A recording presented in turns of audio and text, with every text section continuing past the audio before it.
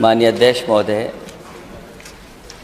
श्री राज्यपाल महोदय के अभिभाषण पर बोलने का अवसर दिया है मुझे, मैं आपका बहुत धन्यवाद देना चाहता हूँ। भाजपा सरकार ने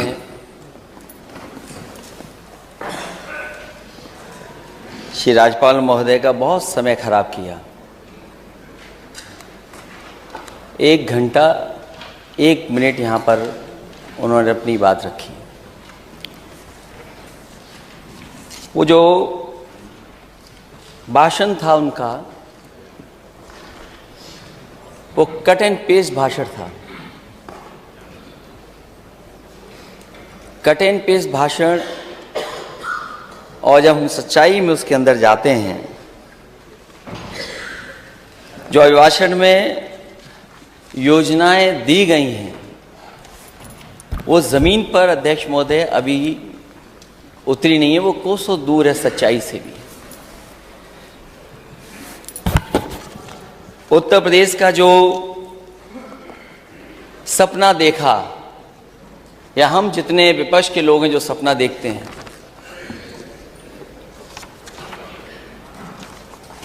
उत्तर प्रदेश देश का सबसे बड़ा प्रदेश है। और कई बार मैंने इसी सदन में नेता सदन को और बहुत सारे राजनेताओं को अखबारों में और कई लेखों में ये पढ़ा है और देखा है, और ये अभिभाषण में भी आया है कि उत्तर प्रदेश की अर्थव्यवस्था अगर बेहतर होगी तो देश की अर्थव्यवस्था बेहतर होगी। अगर उत्तर प्रदेश खुशहाली के रास्ते पे जाएगा तो देश भी आगे खुशहाली के रास्ते पे जाएगा। अगर नेता सदन का हम पुराना भाषण पढ़ें, उस समय वो क्या आबादी बताते थे अध्यक्ष, और आजकल जब सुनने में मिलता है तो नेता सदन और कई आंकड़ों में कहा जाता है कि उत्तर प्रदेश की आबादी 25 करोड़ है।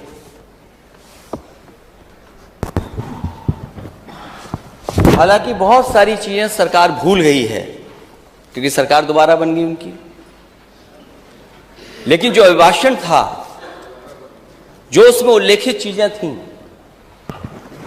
वो कहीं ना कहीं 2017 से लेकर के 2022, 5 साल वो और 1 साल जो रहा होगा सरकार का, उसका कार्यकाल था। तो मैं सरकार को कुछ याद दिलाना चाहता हूं। याद दिलाने से पहले, क्योंकि वित्त मंत्री जी मुझे दिखाई दे गए तो शेर याद आ गया। मैं अध्यक्ष महोदय निवेदन करूंगा अपने संसदीय कार्य मंत्री जी से कि अपने ही सहयोगी विधायिका से कुछ अच्छा लिखवा लीजिए कर। आपकी तुकबंदी ठीक नहीं है।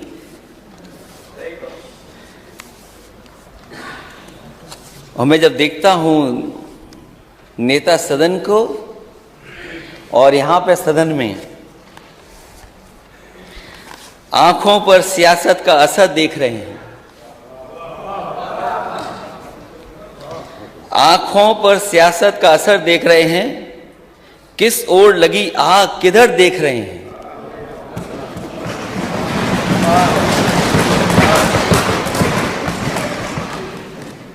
वैसे हमारे नेता सदन बहुत अच्छे खिलाड़ी लगते हैं मुझे।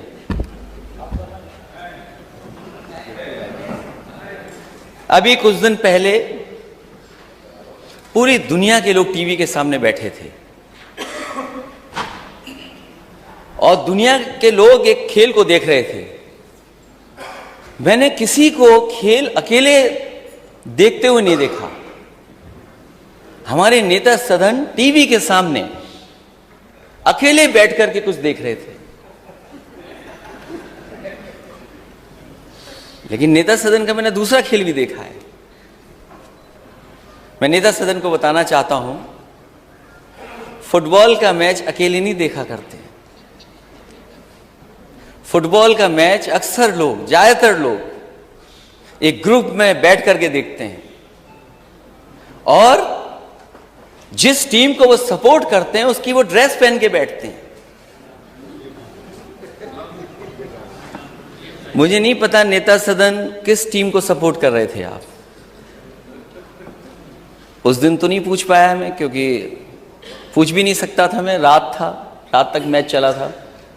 और मैं यकीन से अध्यक्ष जी कह सकता हूं, मैच खत्म होने से पहले हमारे नेता सदन सो गए होंगे।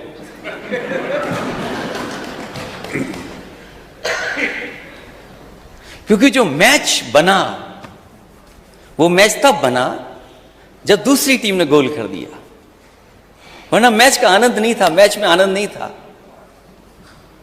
और अभी मैंने कुछ दिन पहले नेता सदन को एक दूसरा खेल खेलते देखा। पता नहीं किसने बॉल की, और एक टप्पा, दो टप्पा, तीन टप्पे के बाद भी बल्ला हवा में घूम गया।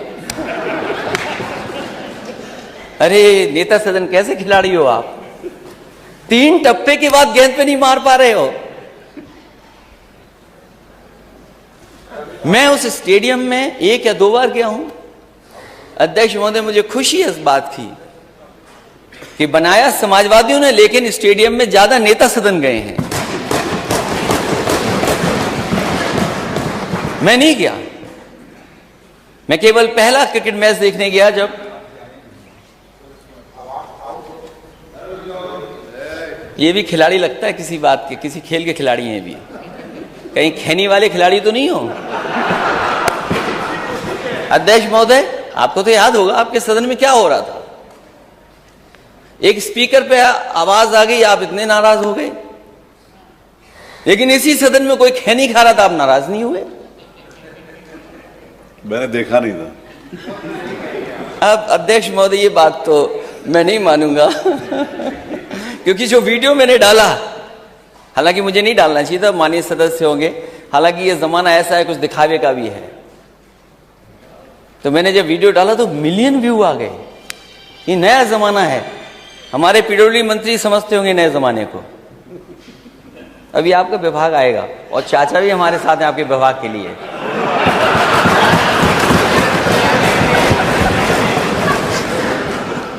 और मैंने जब नेता सदन को स्टेडियम में जाते देखा, खुशी मनाते हुए देखा, तो मैं बहुत दूर था, मैंने टीवी पर देखा कि नेता सदन ऐसे करते हुए जा रहे थे।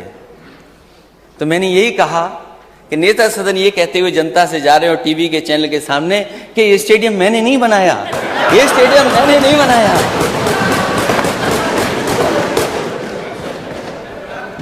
और मैं तो नेता सदन से कहूंगा, और नेता सदन वो बात भूल गए होंगे आप, जब मैंने बजट देखा मुझे दुख हुआ इस बात का।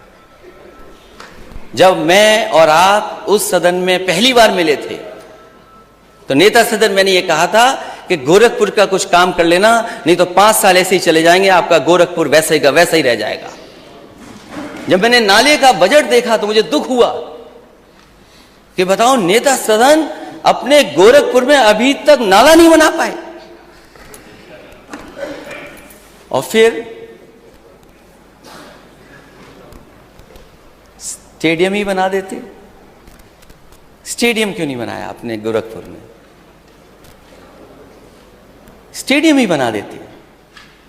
अगर लखनऊ राजधानी में स्टेडियम बना है, क्योंकि मैं ये बात और जगह की नहीं कह रहा हूं, मैं राजधानी के लिए कह रहा हूं, ग्रीन पार्क के लिए कह रहा हूं, कानपुर में, कम से कम गोरखपुर में एक ऐसा स्टेडियम बना देते जो अंतर्राष्ट्रीय स्तर पर अंतर्राष्ट्रीय मैच करा सकता।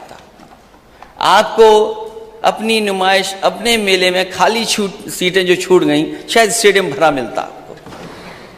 और अगर आपने अपने यहां नहीं बनाया स्टेडियम, तो कम से कम क्यूटो में बना देते। माननीय सदस्य, क्यूटो कहां है? सत्ता पक्ष के लोग बता दें, ये क्यूटो कहां है? और अध्यक्ष महोदय, मैं आपसे निवेदन करूंगा कि क्यूटो के लिए एक डेलीगेशन बनाइए, हम लोग जाना चाहते हैं। जब इतने मंत्री लोग जाने कहां कहां घूम आए, तो क्यूटो क्यों नहीं? और क्यूटो में ही स्टेडियम बना दिया होता एक, तो अंतर्राष्ट्रीय मैच हो जाते। खैर, थोड़ा बहुत खेल का काम आपके यहां हो रहा है, लेकिन अभी भी गोरखपुर देवरिया महाराज के बच्चे उस स्विमिंग पूल का इंतजार कर रहे हैं। वहां इटावा और सैफी के बच्चे नहीं स्विमिंग कर रहे हैं, मेरा परिवार का कोई स्विमिंग नहीं करने जा रहा है। और आप सूची मंगवाइए, मुझे नहीं पता खेल मंत्री कौन है। अरे वो क्या करेंगे, वो क्या करेंगे? आप कुछ करोगे? अरे वो चित्रकूट में आप ही थे ना, चित्रकूट में आप ही थे ना, किससे डर के भागे थे आप? पता नहीं क्या हो गया था वहां पर, किसी को याद हो तो बताओ। आप बता दो, हमें तो याद नहीं है क्या था मामला। सोचिए आप। तो मैं ये बात इसलिए बता रहा हूं, अच्छा है कि विपक्ष पार्टी ने कोई काम किया, उसका रोक दो काम। हमें पता है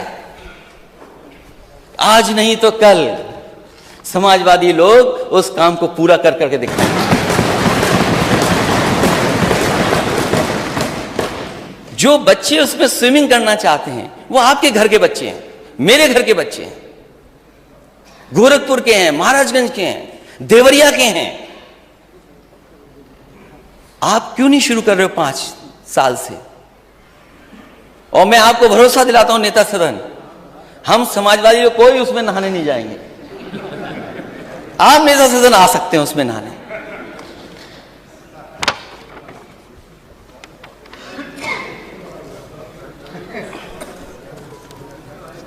दो 2017 में वादा किया गया था, संकल्प पत्र में 1 वर्ष के भीतर पुलिस के रिक्त पदों को भरेंगे।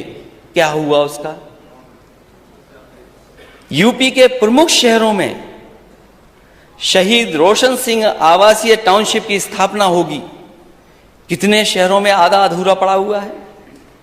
प्रदेश के प्रत्येक जिले में 3 महिला पुलिस थानों की स्थापना होगी। इसकी भी सूची बता दे सरकार। गन्ना किसानों का 14 दिन से भुगतान, 14 दिन के अंदर भुगतान।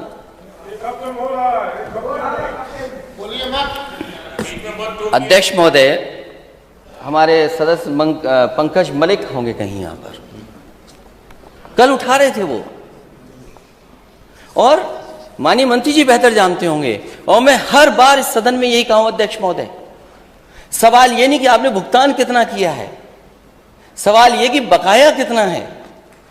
ये भुगतान बताते हैं, बकाया नहीं बताते हैं। और जो अधिकारी घुमा फिरा रहे हैं, गोल गोल घुमा रहे हैं किसानों को, उन पे कार्रवाई कब करेंगे आप? अब तो कहीं खड़ा होगा बुलडोजर, ले चलिए उसको वहां पर। उन अधिकारियों के पास क्यों नहीं ले जा रहे हैं आप? ले चलिए उनके पास, जो लूट रहे हैं, बर्बाद कर रहे हैं आपके चीनी मिलों को, उनके ऊपर क्यों नहीं चढ़ा रहे आप? अब थोड़ा लग रहा है कि उधर भी जाने वाला है।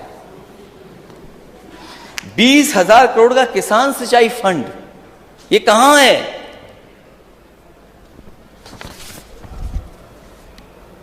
दो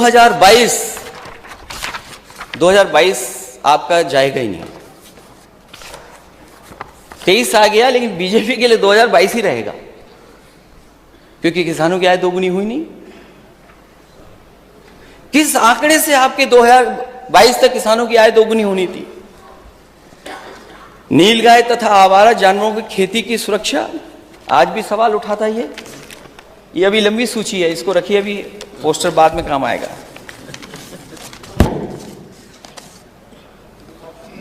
और फिर ये तो देश के प्रधानमंत्री जी ने कहा, देश के प्रधानमंत्री जी ने कहा कि जानवर सड़क पर नहीं होंगे, किसानों का ये संकट हम दूर कर देंगे। मुझे तो ये लगता है दिल्ली और लखनऊ में कोई तालमेल में गड़बड़ हो रहा है। अगर दिल्ली वाले कह देंगे तो लखनऊ वाले नहीं करेंगे, और अगर लखनऊ वाले कुछ लेकर के जाएंगे तो दिल्ली वाले नहीं करेंगे। अब उस पर सब शांत हैं। कुछ है ऐसा, मुझे लग रहा है। प्राथमिकता के आधार पर केन बेतवा नदी इंटरलिंक परियोजना कहां पहुंची है? सभी जरूरतमंद वंचित किसानों को प्रधानमंत्री आवास बीमा योजना, सस्ती दरों पर किसानों को कृषि के लिए बिजली, ब्लॉक स्तर पर कोल्ड स्टोर और वेयर हाउसिंग की सुविधाएं। सरकार ने किसानों से 60 दिन में 1 लाख टन मक्का खरीदने का वादा किया। कब मक्का खरीद गई?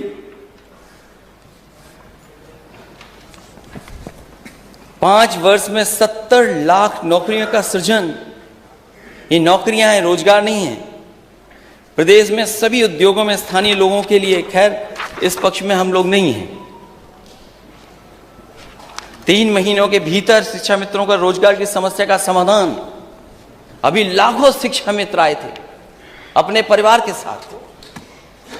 परीक्षाओं को नकल विहीन कराएंगे। पूरा का पूरा सेंटर नकल कर रहा है, सीसीटीवी में कैद है। प्रदेश के कॉलेजों में दाखिला लेने वाले सभी छात्रों को मुफ्त लैपटॉप। ये तो बस याद दिला रहा हूं मैं करने को नहीं कह रहा हूं, बस याद दिला रहा हूं।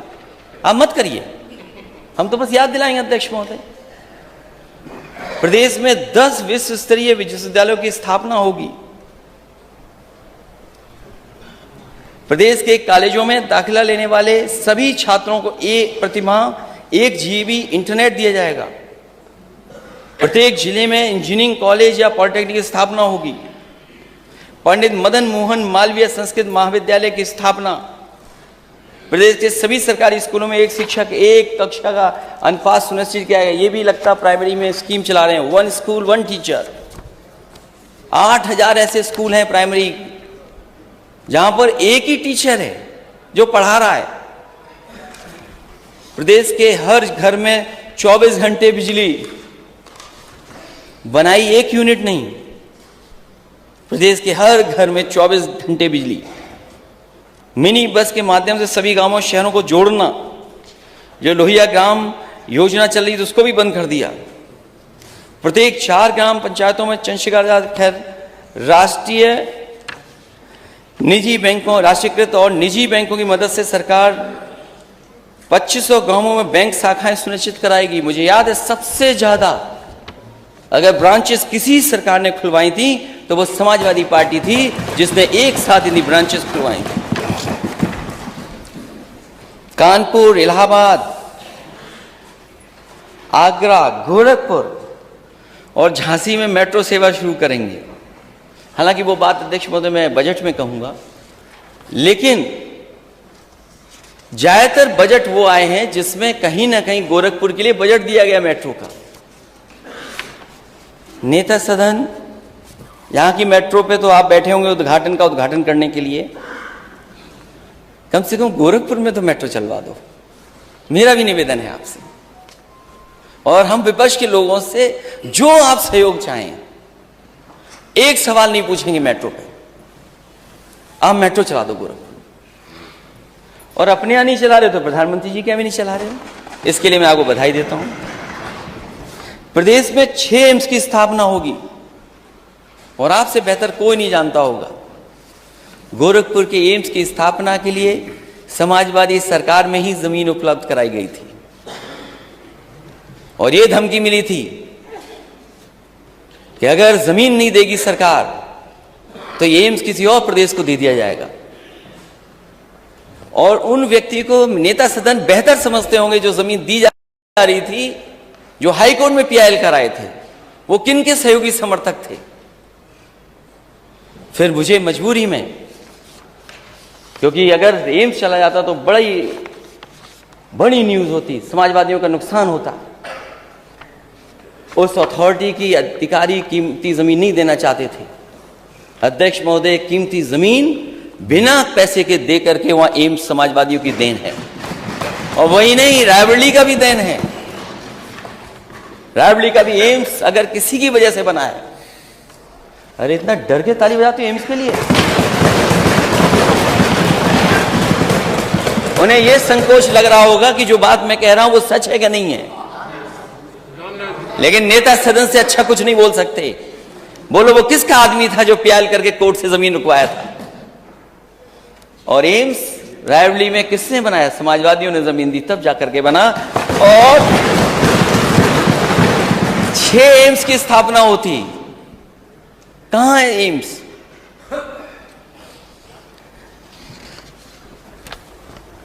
ये एक पुराना डायलॉग है अध्यक्ष महोदय।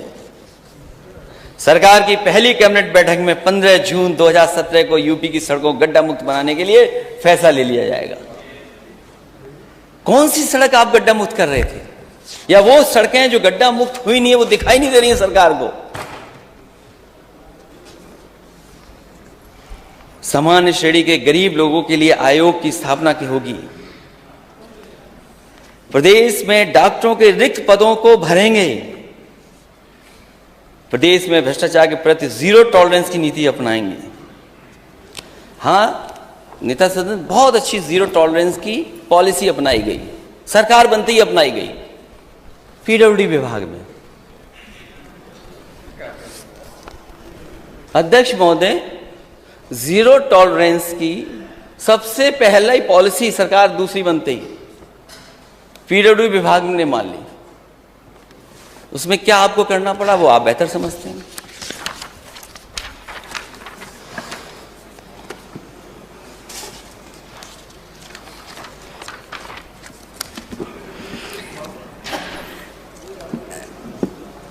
एक बात बहुत बताई गई है राज्यपाल जी के भाषण में कि उत्तर प्रदेश वो शेर गिरा है, शेर वाला वो हो गया शेर। ये कहा गया कि उत्तर प्रदेश सभी चीजों में नंबर 1 है।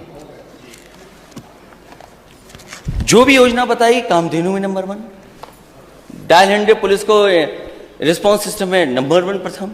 2018 तक बताया गया कि जो 18 तक जो थे उसमें नंबर 1 उत्तर प्रदेश था। लेकिन नए आंकड़े भी देखने चाहिए कि उत्तर प्रदेश कहां खड़ा है।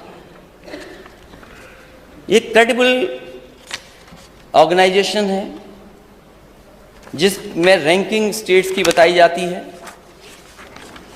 और मैं नेता सदन से कहूंगा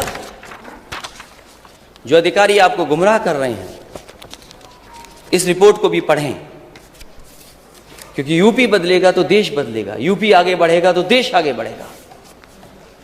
बिना यूपी के देश नहीं तरक्की कर पाएगा। आप कहां खड़े हैं? कभी तो आप केरला को बताते थे कि केरला यूपी से सीख ले। जो कंपोजिट स्कोर है स्टेट का, कंपोजिट के अंदर चीजें हैं जिन पर आकलन होता है स्टेट का। आप कहां खड़े हैं? आप किस स्थान पर हैं? पहले पे महाराष्ट्र, दूसरे पे जहां से माननीय गवर्नर आती हैं, और हम 16वें नंबर पर, हम 16वें नंबर पे खड़े हैं।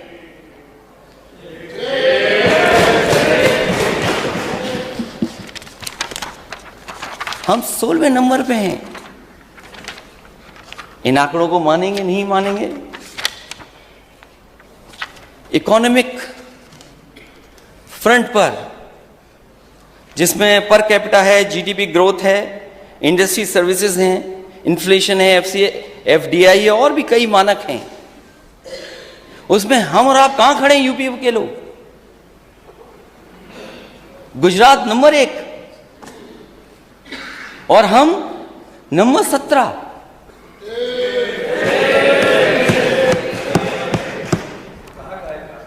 नहीं, आपको नहीं अच्छी लग रही है? नहीं, आप तो वित्त मंत्री है ना। अभी आपके भी मेडिकल कॉलेज पे आऊंगा मैं। पेपर अभी आ रहा हूं मैं मेडिकल कॉलेज। पेपर का रेफरेंस तो बताएं, कहां का पेपर? अच्छा, पेपर बता दें। ये नहीं मानेंगे, इंडिया टुडे पढ़ दूं? इंडिया टुडे नहीं, पेपर को उसकी ऑथेंटिसिटी क्या है उसकी? ये ऑथेंटिसिटी आप अपने अधिकारियों से पूछ लीजिएगा। कोई जिस पेपर को आप पूछ लीजिए। जिस पेपर ये को इसीलिए मैंने, आपने सुना नहीं लगता, आप हेडफोन लगाए नहीं थे। मैंने कहा कि ये बहुत ही क्रेडिबल एजेंसी है जिसके तहत मैं बोल रहा हूं। जिस पेपर को कोट कर रहे हैं उस पेपर का कम से कम नाम तो बताना चाहिए। नहीं, आप अपने अधिकारी पढ़े लिखे हैं, उनसे पढ़ लेना। अधिकारियों से क्यों पूछ रहे हैं आप? क्रेडिबल एजेंसी, आपको बताते हैं। क्रेडिबल एजेंसी कहीं से उस एजेंसी का नाम भी तो हो, कोई एजेंसी का नाम बताया जाए। पढ़ दें क्या? एजेंसी नाम पढ़ दें, नाम बताना चाहिए। अच्छा, नाम इसलिए नहीं पढ़ रहा, नहीं एक मिनट, नाम इसलिए नहीं पढ़ रहा हूं। अभी कांग्रेस के नेता जा रहे थे हवाई जहाज से, आपकी पुलिस पहुंच गई वहां, उन्हें हवाई जहाज में नहीं बैठने दिया। एक लोक गायक, आपको तो खुशी मनानी चाहिए। लोक गायक कोई अच्छा गाना गा रहा है, ठीक है, हमारे खिलाफ भी गाना लोग गाते हैं। यूपी में कहवा,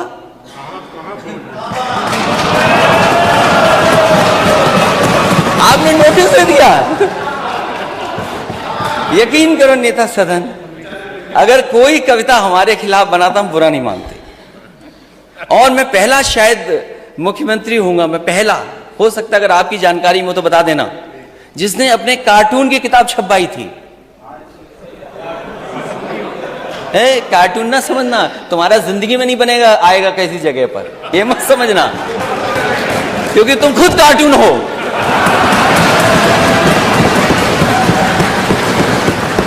अरे कार्टून का कार्टून कैसे बनेगा, खुद ही कार्टून हो। केयर एज करके कंपनी है, एनीवे आप लोग पता कर लेना, केयर एज। और फिर मैं इंडिया टुडे का भी पढ़ दूंगा, इंडिया टुडे का भी पढ़। अरे भाई ठीक है, फर्जी, सब फर्जी है फिर तो।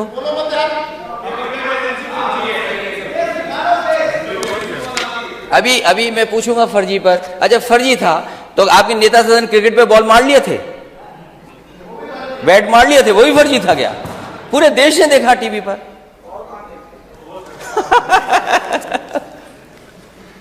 क्या लोग हैं आप लोग।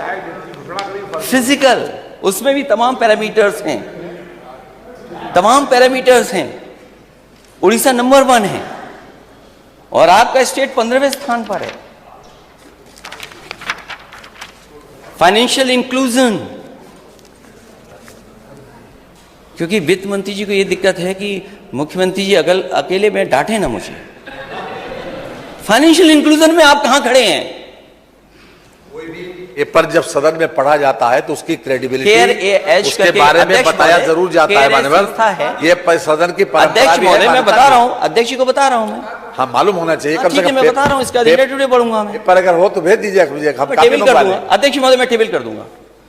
आप धन्यवाद, आपने टेबल करने के लिए कहा। अध्यक्ष महोदय में ये जो रिपोर्ट है मैं टेबल कर दूंगा, जिससे और सदस्यों को भी मिल जाए, उनकी भी जानकारी में उसमें सहयोग करेंगे सरकार का, जिससे सरकार के अपने पैरामीटर्स ठीक हों। इसकी कोई क्रेडिबिलिटी है ही नहीं। ठीक है, मुझे बोलने तो दो। और आपकी क्रेडिबिलिटी क्या है? आपकी पॉलिटिकल क्रेडिबिलिटी क्या है? आपने कहा 5 करोड़ देंगे विधायक निधि, आपकी पॉलिटिकल क्रेडिबिलिटी क्या है? क्या है पॉलिटिकल क्रेडिबिलिटी? क्या है पॉलिटिकल क्रेडिबिलिटी आपकी? बजट देख ले, बजट हमें दिया है, दिया है बजट। क्या है पॉलिटिकल क्रेडिबिलिटी? बजट में दिया है, बजट में दिया है, क्या है बजट में दिया है, क्या है? फाइनेंशियल इंक्लूजन में आप पॉलिटिकल क्रेडिबिलिटी की बात मत करो। आपने जो वादा किया 2017 का, क्या है आपकी पॉलिटिकल क्रेडिबिलिटी? आप चुनाव जीत जाओ, लेकिन पॉलिटिकल क्रेडिबिलिटी नहीं है आपकी। आप चुनाव जीत सकते हो, लेकिन पॉलिटिकल क्रेडिबिलिटी नहीं है। डेवलपमेंट की क्या क्रेडिबिलिटी है बताओ? कहां है आपका 20,000 फंड किसान के लिए? आपने कहां आलू खरीदा है बताओ? आप कहां आलू खरीदा आपने? 1 किलो आलू खरीदा तो बताइए। क्योंकि हमको इंगित करके बात कही जा रही थी, जवाब देना जरूरी है हमारे में। बोलिए, जवाब दीजिए। माननीय अध्यक्ष जी, ये इस सदन की हमने नहीं, जो हमारा संकल्प पत्र है मान्यवर, पहले भी संकल्प पत्र के हमने 98% वादे पूरे किए, 98%। और ये इस बार में आया, और इस बार भी जितने वादे किए 130 वादे किए, उसमें से 110 वादों पर काम किया है मानव। कल बाकायदा इस पर प्रेस किया गया मानव। यह है क्रेडिबिलिटी।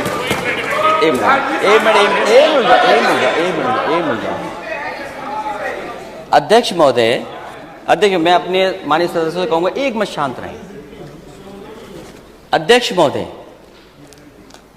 आप क्रेडिबिलिटी बता रहे हैं ना कुछ, मैं बैठ जाता हूं, एक बार बताइए। सबसे बड़ी यह है कि हम जनता ने 5 साल तक हमारी सरकार को गुड गवर्नेंस के आधार पर 2 बार वोट दिया, गुड गवर्नेंस के आधार पर। यह है क्रेडिबिलिटी। और जनता की अदालत सबसे बड़ी अदालत है अध्यक्ष जी, सबसे बड़ी अदालत जनता की अदालत है। हम उसी वजह से यहां पर बैठे, उसी कारण यहां पर बैठे, और यही क्रेडिबिलिटी सबसे ज्यादा मान्य है।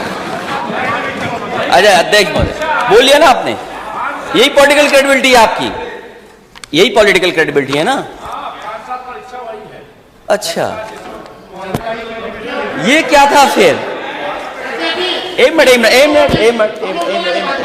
मिनट जाओ। ये इनकी पॉलिटिकल क्रेडिबिलिटी है। 2000 नई बसें चलाएंगे, ये दूसरा बजट था। कितनी बसें चला रहे हैं आप?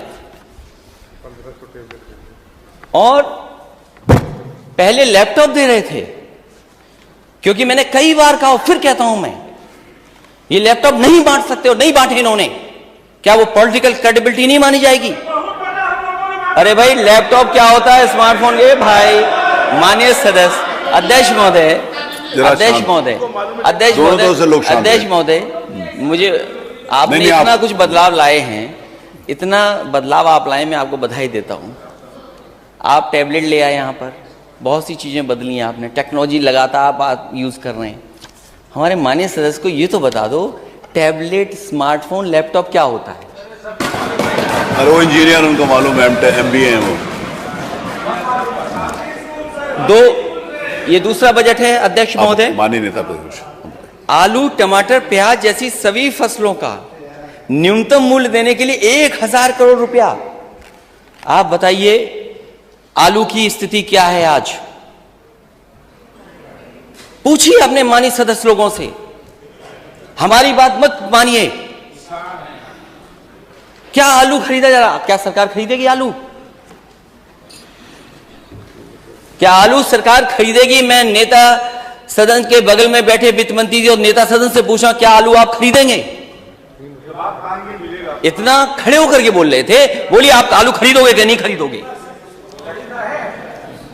हमने मान्यवर खरीदा भी है, आगे भी खरीदेंगे।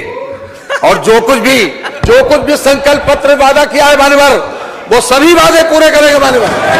ये वादे नहीं, और जनता ने इसी बात के ऊपर चुना है। 4 चुनाव 2014, 17, 19 और 22, इसी क्रेडिबिलिटी के, यही है क्रेडिबिलिटी। और क्या? और क्रेडिबिलिटी का मानक क्या है? यही क्रेडिबिलिटी का मानक है।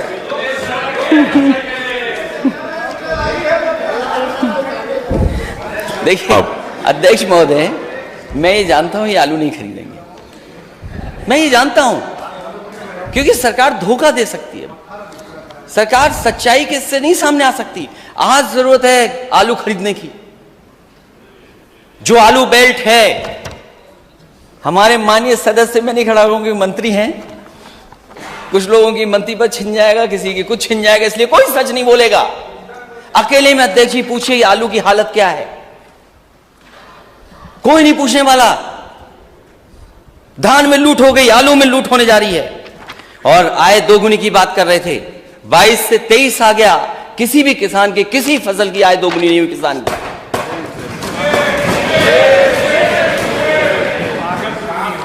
और लागत का हिसाब किताब लगाइए। ये डीजल पेट्रोल अगर महंगा हुआ है तो केवल डीजल पेट्रोल नहीं महंगा हुआ है, डीजल पेट्रोल के साथ साथ हर चीज महंगी हो गई।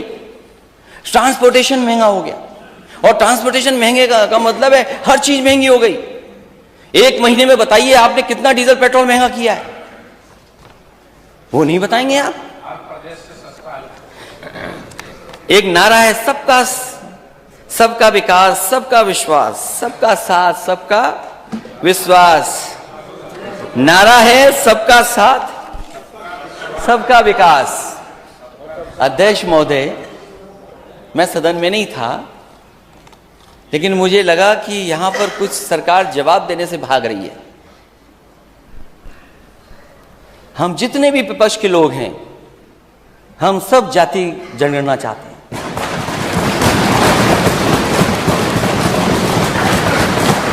अध्यक्ष महोदय, हम जाति जनगणना चाहते हैं,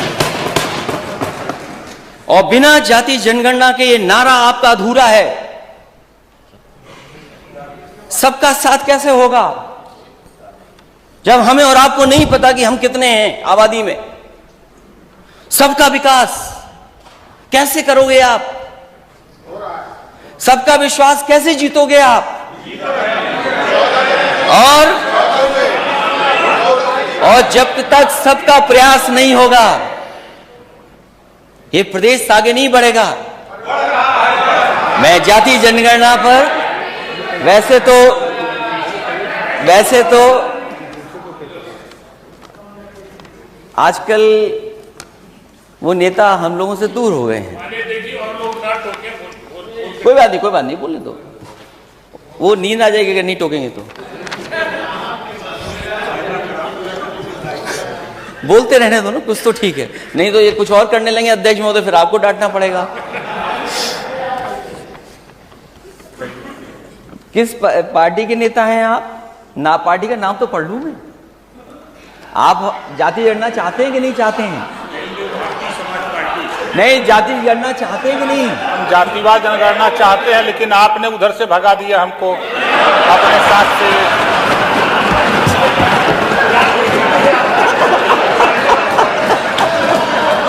अच्छा, नहीं, चलिए वो बात हमारी आपकी हो जाएगी, बात की बात है। लेकिन ये बताइए, क्या आप जाति जनगणना चाहते हैं? 100% चाहते हैं।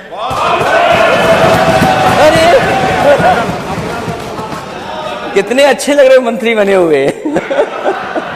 किसी मंत्री के लिए गए थे वहां? नहीं, नाव मिलना ठीक है, नाव के लिए सर। क्या आप भी तो नेता हैं, क्या आप जाति जनगणना चाहते हैं?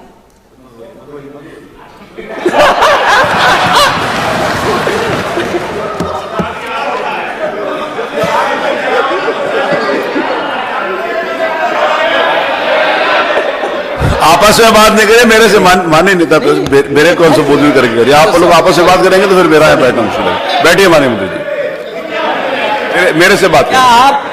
अरे डॉक्टर संजय जी, अरे आप बैठिए माननीय मंत्री डॉक्टर संजय जी, अरे उनका ऐसे जवाब देने लगेंगे तो मेरा काम क्या? मेरा काम जवाब आ जाने दो तो अच्छा लगेगा। बाद में जब उनका मौका आएगा तब देंगे। विसंगति दूर होनी चाहिए। जो इन लोगों ने विसंगति पैदा कर रखी है कि हमें लटका रखा है, न हम पिछड़े में हैं, न अनुसूचित में हैं, जब इनके पावर नहीं है। आप बैठिए माननीय मंत्री जी, आप बैठिए, आप बैठिए। अरे कहाँ उनके चक्कर में फंस रहे हैं? बैठिए, अरे बैठिए, अरे आप बैठिए, आप माननीय मंत्री जी बैठिए प्लीज। अरे मैंने नेता प्रतिपक्ष को बुलाया, आपको नहीं बुलाया। आपका मौका आएगा तब बोलिएगा। अध्यक्ष महोदय, अरे बैठिए मंत्री जी। अध्यक्ष महोदय, मैं जानता हूं वो समर्थन कर रहे हैं दिल से, वो साथ हो सकते हैं, लेकिन दिल से हम लोगों के साथ ही हैं। दिल पे क्या गुजर रही है वो बेहतर समझते हैं। और क्योंकि हम दोनों इंजीनियर हैं, तो इंजीनियर बात को अच्छी तरह समझते हैं। मुझे लगता है अपना दल भी यही चाहता है। अरे फिर आप खड़े हो गए। बैठिए माननीय मंत्री जी, बैठिए, जब आपका मौका आएगा तब बैठिए। नहीं, अध्यक्ष महोदय, ये बात तो अरे आप देखिए, आप बोल रहे हो, कोई बीच में ना खड़ा, ये मेरी जिम्मेवारी है। ठीक है, लेकिन मैं अपने लिए समर्थन तो जुटा सकता हूँ। नहीं, आप बाद में जुटाइएगा अपनी बात में।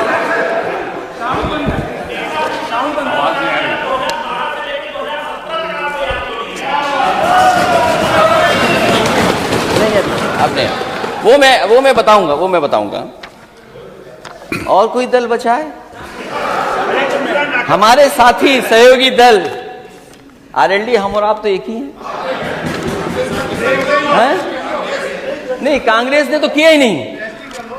वो जो माननीय आशीष जी ने जो सवाल पूछा उसमें मैं बोलूंगा। हमारी पार्टी की माननीय सदस्य हैं और उनका एक अपना दल है, उनकी माताजी राष्ट्रीय अध्यक्ष हैं। और जाति जनगणना पे मैं समझता हूँ आप भी सहमत हैं। वो दोनों तो एक ही है ना, अलग है।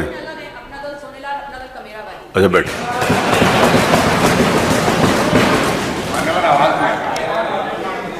तो अब क्या दिक्कत है नेता सदन?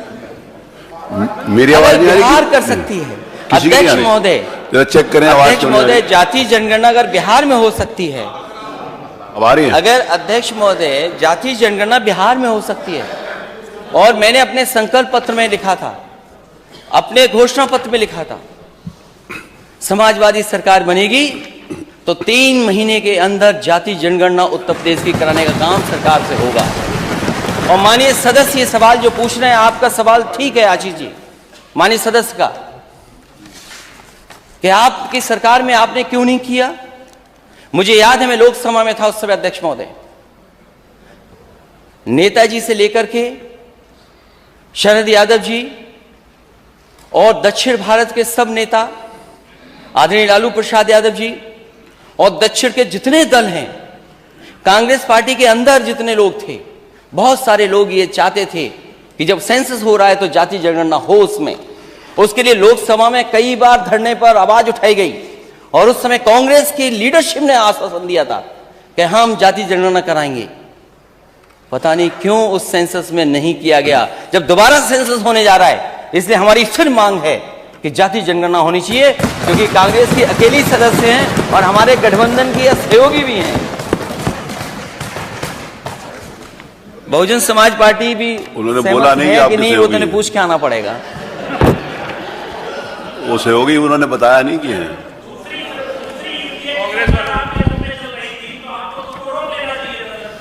उन्होंने आश्वासन दिया था प्रधानमंत्री, अरे आपस में बात और सभी लोगों ने, कांग्रेस के वरिष्ठ नेताओं ने आश्वासन दिया था, हमने आश्वासन में भरोसा कर लिया। इसलिए समाजवादी पार्टी इस पक्ष में है और बहुत सारे दल इस पक्ष में है और उत्तर प्रदेश की जनता चाहती है कि जाति जनगणना हो। आखिरकार सरकार पीछे क्यों हट रही है? और अगर आप जाति जनगणना के खिलाफ हैं तो आउटसोर्स व्यवस्था के खिलाफ क्यों नहीं है? आप प्राइवेटाइजेशन के खिलाफ क्यों नहीं है? अगर आप आउटसोर्स के खिलाफ नहीं हैं, आप प्राइवेटाइजेशन के खिलाफ नहीं हैं, तो आखिरकार आप जाति जनगणना के खिलाफ क्यों हैं? और नेता सदन ने कई बार प्रेजेंटेशन देखा होगा कि डेटा सेंटर हम बना रहे हैं, उसके लिए इन्वेस्टमेंट के लिए भी कई लोगों से एमओयू हुए, कई चीजें जमीन पे भी आ रही हैं। नोएडा में डेटा सेंटर बन रहा है, बजट में भी कुछ चीज दिखाई दे रही है डेटा सेंटर के लिए। आप डेटा सेंटर कल बना रहे हैं, आपके यूपी का डेटा सेंटर क्यों नहीं है? और फिर जाति जनगणना हो जाएगी तो उसमें क्या दिक्कत है आपको? लेकिन हम समाजवादी लोग इसके पक्ष में हैं कि जाति जनगणना होनी चाहिए।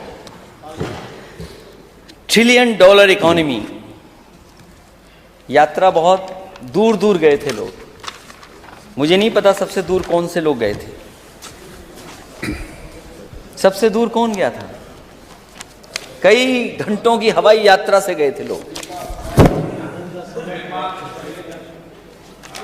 कई देश होकर के आए हैं, कई देश होकर के आए हैं। $1 ट्रिलियन इकोनॉमी की बात आज भाषण में आई है। 1 साल तो चला गया, अब 4 साल बचे। दिल्ली की सरकार को सहयोग नहीं कर रही है जितना करना चाहिए, और अगर दिल्ली की सरकार ने सहयोग किया होता तो आप न जाने कहां और पहुंच गए होते। आपने क्या कदम उठाए $1 ट्रिलियन इकोनॉमी के लिए, और किस किस देश गए थे आप? कई देश होकर के आए हैं आप।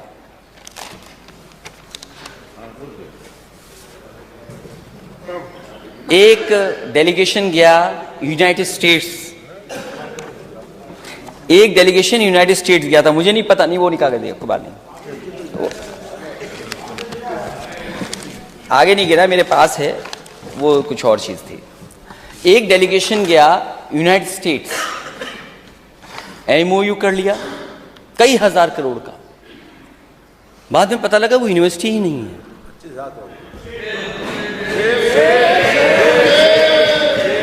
नेता सदन, इनकी क्लास लीजिए आप। कौन गया था वहां यूएस? नेता सदन कौन गया था? कौन यूएस गया था?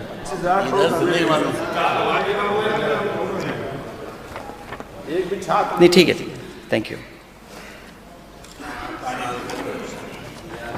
यूएस गए थे, यूनिवर्सिटी से एमओयू कर लिया, लेकिन यूनिवर्सिटी है ही नहीं वहां पर। लेकिन मैं नेता सदन ये समझता हूं, ये मानता हूं मैं, जो भी गया हो उसे दोबारा प्रयास करना चाहिए था। कोई तो आ जाए यूएस से यूनिवर्सिटी। जब हम आप अपनी यूनिवर्सिटियों को नहीं बेहतर कर पा रहे हैं, उस स्टैंडर्ड पर नहीं खड़ा कर पा रहे हैं। हालांकि नेक के बारे में आपने बोला है कि 2 यूनिवर्सिटियों का अपग्रेडेशन हुआ है, लेकिन 84 यूनिवर्सिटियों में केवल 2 ही क्यों हुई? और क्यों नहीं हुई? उनके लिए भी प्रयास होता। मैं तो नेता सदन से कहूंगा, जो यूएस गई थी टीम, उसको दोबारा यूएस भेजिए आप, और तब तक वापस मत आने देना जब तक वो किसी अच्छी यूनिवर्सिटी से एमओयू न कर ले आए।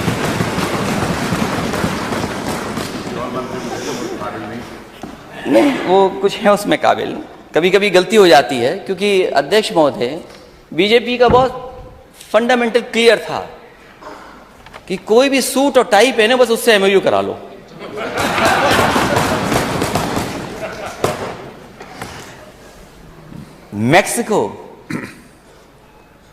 मैक्सिको गए थे लोग, ब्राजील गए थे, अर्जेंटीना गए थे, नीदरलैंड गए थे, France, Germany, Belgium, Sweden, UAE, Australia, Singapore, Canada, UK, America, दक्षिण कोरिया तथा जापान में गए थे आप लोग। ये जो जापान में डेलीगेशन अध्यक्ष महोदय गया होगा, वो क्योटो नहीं गया होगा।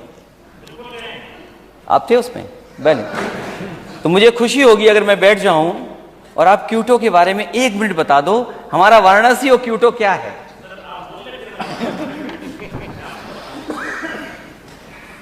हमारा वाराणसी क्योटो बन रहा था। अच्छा है, कोई तो क्योटो हो आया, हम तो यहीं देखना चाहते थे क्योटो। जो पहला आपका इन्वेस्टमेंट मीट हुई थी, आप मेला मत लगाइए। मेरा नेता सदन से यही, आप मेला मत लगाइए। आप मेला लगाते हैं। आप इन सब मंत्रियों को आपने कहा जाइए मेला घुमाइए, घूम के आ गए, और आप क्यों नहीं जा पाए? मैंने अखबारों में पढ़ा था, हो सकता है वो अखबार गलत लिख रहा हो, आप कोई ठंडी जगह जाना चाहते थे, बहुत ठंडी जगह जाना चाहते थे। नेता सदन ना जाएं। मैं आपसे ये कह रहा हूं, आपके कितने भी मंत्री चले जाएं, कोई भरोसा नहीं करेगा, कोई क्रेडिबिलिटी नहीं है जब तक नेता सदन की क्रेडिबिलिटी नहीं होगी।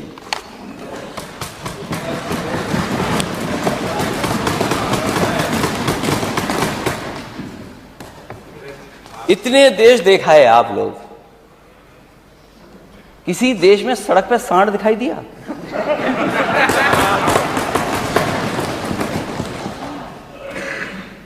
अमेरिका गए थे हमारे वित्त मंत्री जी, क्या सांड दिखाई दिया वहां पे?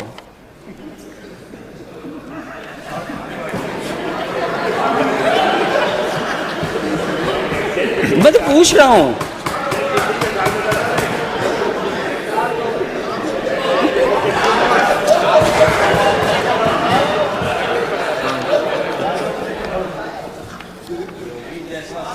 अध्यक्ष महोदय,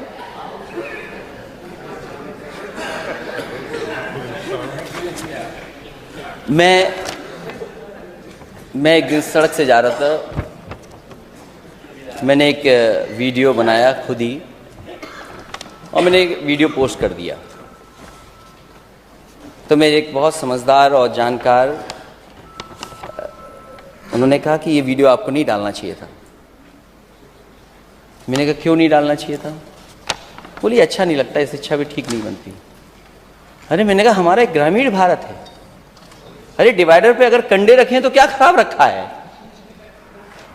पूरा कंडा ही कंडा दिखाई दे रहा था। अरे हमारे गांव के लोगों को कोई जगह तो मिल गई जहां इस्तेमाल कर सकते हैं, क्या खराब है उसमें? कितने एक्सीडेंट हुए हैं। और अध्यक्ष महोदय, यहां कुछ लोग ऐसे भी होंगे, माननीय सदस्य ऐसे भी होंगे, जो किसी न किसी घर में दुख में गए होंगे, सांड की वजह से जान गई है, खेत बर्बाद हुए हैं, और कई महत्वपूर्ण लोगों की गाड़ी का एक्सीडेंट हो गया। मुख्यमंत्री कार्यालय के एक अधिकारी का एक्सीडेंट इस जानवर की वजह से ही हुआ, नहीं जान बचा पाए। कई बार सड़क पे आप रफ्तार से जा रहे हैं, अचानक जानवर आ जाए, आप क्या करोगे? आप, मैं खुद देखा हूं अपनी सड़कों पे कुछ हो गए, खुद मैं बचते बचते बचा हूं। फसल तो किसान की है ही बर्बाद, लेकिन चलने वालों की भी जान जाती है। और पूरे देश में अगर एक्सीडेंट की वजह से और खासकर पशु जानवरों की वजह से अगर कहीं अध्यक्ष महोदय जान जा रही है तो वो उत्तर प्रदेश में जा रही, किसी और प्रदेश में नहीं जा रही है।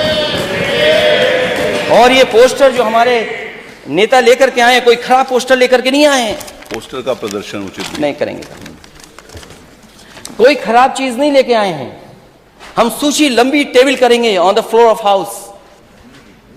अध्यक्ष महोदय, जिस तरह में ये एजेंसी की क्रेडिबिलिटी क्या है मैं टेबल करूंगा, मैं ये भी टेबल करूंगा कि जिनकी जानवरों से जान गई है वो कितने लोग हैं, जो हमें अखबार के माध्यम से, हमारे विधायकों की जानकारी के माध्यम से जो कुछ हासिल होगा हम टेबल करेंगे। और मैं मांग करूंगा सरकार से कि जिनकी जान गई है, जिन परिवारों के सदस्यों की, उनकी 10-10 लाख से मदद ये सरकार करे। क्योंकि जिन देशों को याद घूम के आ रहे हो, जिनमें आप $1 ट्रिलियन इकोनॉमी के लिए भटक करके आ रहे हो, किसी देश में सड़क पर सांड नहीं देखे होंगे, लेकिन कमाल का उत्तर प्रदेश है, $1 ट्रिलियन इकोनॉमी का सपना देखने वाला स्टेट। सांड ही सांड दिखाई दे रहे हैं, राजधानी में सांड दिखाई दे रहे हैं। दुख की बात है। और क्या बजट दिया आपने? जब प्रधानमंत्री देश के बोल रहे हो कि इन जानवरों की समस्या का समाधान करेंगे, तो बताओ हम किस पे भरोसा करें? जनता ने भरोसा कर लिया, लेकिन सांडों की संख्या बढ़ गई।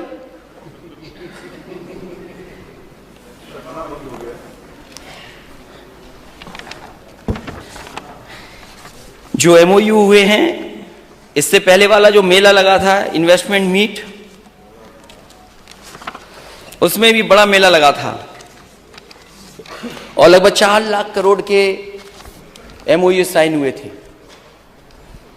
मैंने जानकारी हासिल की, पोर्टल पे देखूं आखिरकार कितने लोगों ने एमओयू किया। वो वेबसाइट ही नहीं चल रही है। अगर हम और आप जानना चाहें कि किन लोगों ने एमओयू किया है, तो पूरी सूची नहीं मिल रही है। आखिर सरकार क्यों छिपा रही है? हमारे जितने माननीय सदस्य बैठे हैं, उनके किसी डिस्ट्रिक्ट में कोई बड़ा इन्वेस्टमेंट नहीं आया। 4 लाख करोड़ का किसी डिस्ट्रिक्ट में नहीं आया। और ये एक डिस्ट्रिक्ट के नहीं है, हर डिस्ट्रिक्ट के हैं। और मैं अगर उधर कहूंगा तो सब चिल्ला देंगे हाँ आया है। शाहजहांपुर में कौन सा इन्वेस्टमेंट आ गया पहले के अलावा वाला? लग गई। चिमनी से धुआं तो नहीं लग रहा, चिमनी से धुआं तो नहीं लग रहा, रोजा वाली चिमनी से। मैं दूसरी बात पूछ रहा हूं, अभी मैं दूसरी बात पूछूंगा ना, अभी मैं पूछूंगा, उस पर भी पूछूंगा मैं अभी। जो 4 लाख करोड़ का इन्वेस्टमेंट कहां है जमीन पर? कितना आ गया ये बता दें आप। और फिर इस बार कितने लाख करोड़ का एमओयू कर दिया, मेला लगा लिया वहां पर।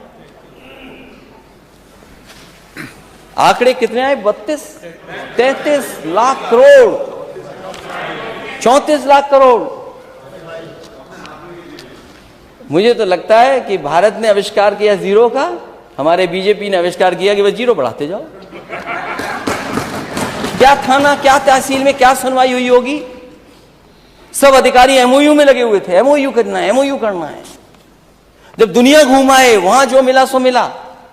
फिर हर बड़े बड़े शहरों के डिस्ट्रिक्ट पे चले गए, बड़े बड़े शहरों में गए, वहां भी एमओयू कर लाए।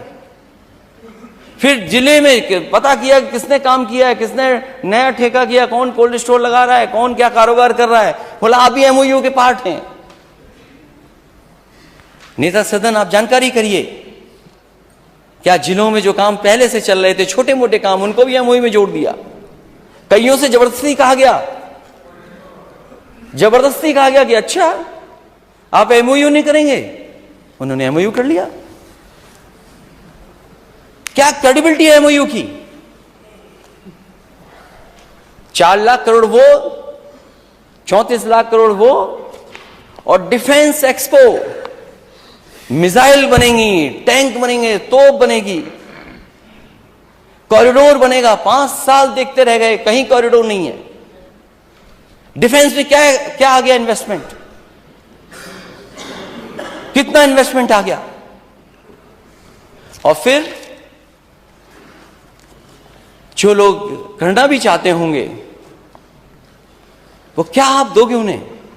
क्या पॉलिसी है आपके पास? एक तरफ तो एमओयू, इतने लाख, नौकरी कितने लोगों को मिलेगी, रोजगार कितने लोगों को मिलेगा? सरकार को सपने दिखाना बंद करना चाहिए।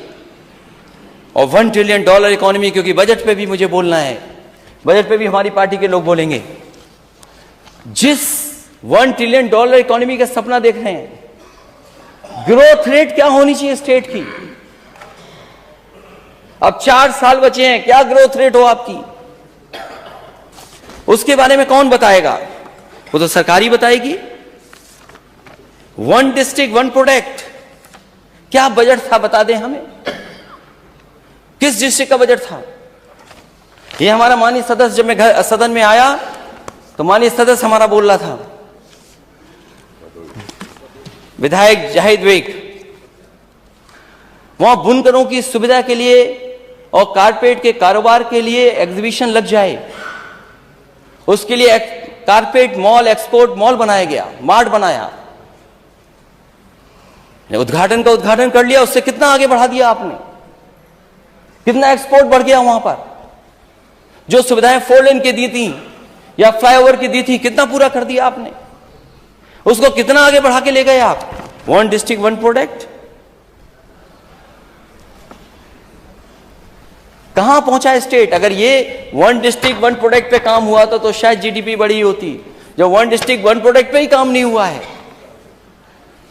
तो क्या है आपका ये इतना बड़ा जो सपना दिखा रहे हैं $1 ट्रिलियन इकोनॉमी का, कैसे पूरा होगा?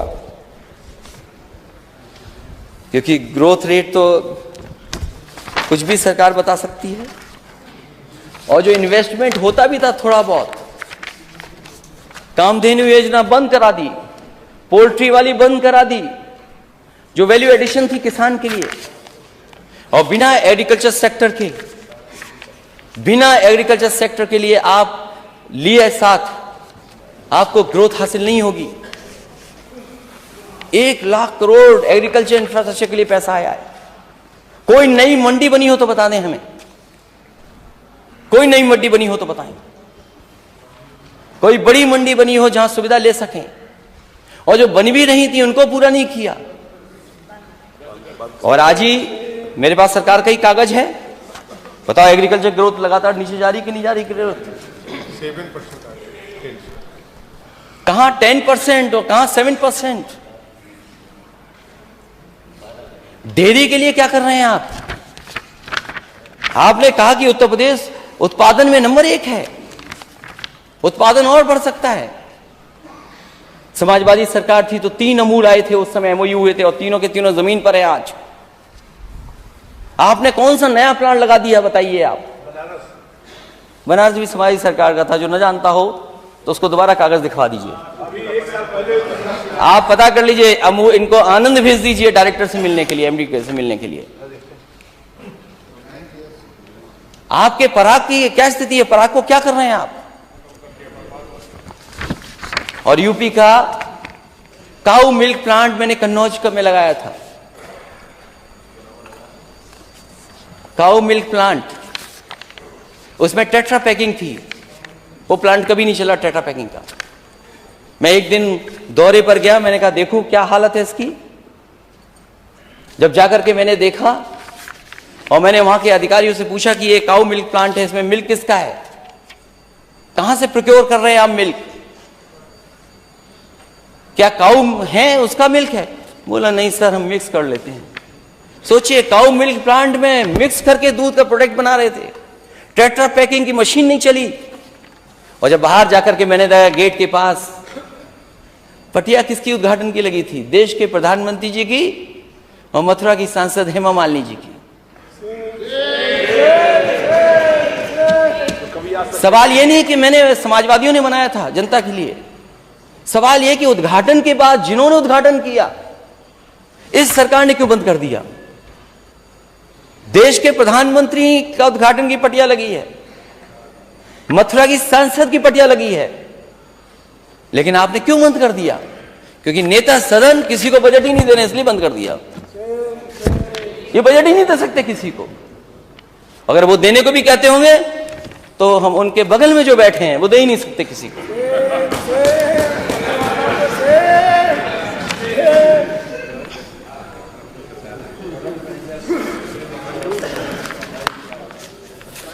वहां सेंटर ऑफ एक्सीलेंस भी है, फूड पार्क बन रहे थे। क्या हुआ फूड पार्क के लिए? सपना दिखा रहे थे मलियाबाद के आम। क्या किया आपने मलियाबाद के आम के लिए? भाषण सुनिए आप इनके। जो मेगा फूड पार्क बना था बहेड़ी में, 300 एकड़ से ज्यादा जमीन थी, 328 एकड़ जमीन पर जितना काम समाजवादियों ने किया, उसके बाद सरकार ने एक पैसा नहीं दिया उसको। और कितने में बताऊं, ऐसे उदाहरण दूं मैं आपको। बहुत एक्सप्रेसवे बनाए हैं आपने। एक्सप्रेसवे स्टेट है, हाँ मैं ये स्वीकार करता हूं कि सबसे ज्यादा डिजाइन अगर किसी ने किए तो समाजवादियों ने एक्सप्रेसवे किए थे। और अगर आपने नेता सदन डिजाइन किया होता वो एक्सप्रेसवे, तो पखनपुरा पे नहीं रुक जाता। और वो दूसरा ग्राम सभा कौन सी है? पखनपुरा हैदरिया। अध्यक्ष महोदय, समाजवादी पूर्वांचल एक्सप्रेसवे जहां तक समाजवादी सरकार में डिजाइन था, जितना अलाइनमेंट था, जितना लैंड एक्विजिशन के लिए मार्क किया गया था, वहीं तक बना, उससे 1 इंच आगे नहीं बढ़ाया सरकार ने। और इसी वजह से घाटे में है, घाटे में है। और क्वालिटी तो इतनी अच्छी क्वालिटी थी।